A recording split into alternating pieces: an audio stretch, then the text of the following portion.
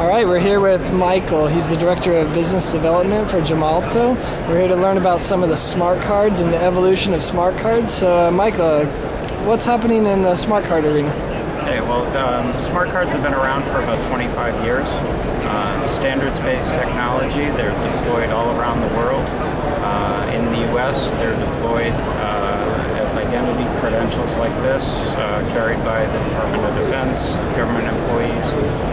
Many corporations are issuing these as converged identity credentials that can be used for physical access into buildings or logical access into the networks.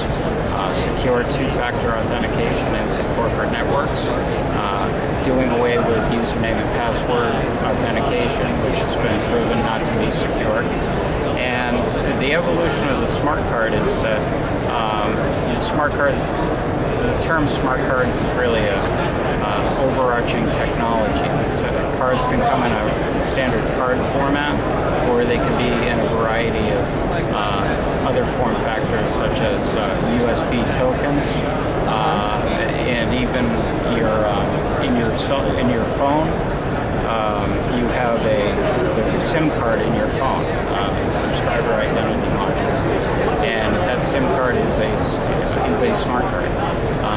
Most of the phones that people carry here in the United States have a SIM card, and that technology can be utilized for identity assurance when people are logging in, or strong authentication when physicians or healthcare practice workers are authenticating themselves into an electronic medical record system. So basically they can stop carrying around an extra card and just use their phone as the identity?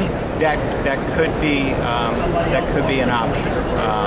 Many hospitals are actually issuing the card form factor because it can address the physical access need. Oh, that's true. Okay, so they have the physical access, so they can go to different areas of the building. They can use it for parking, those types of things. But then on the logical end, they could use the card to authenticate themselves into the network. But that can be done with the cell phone also.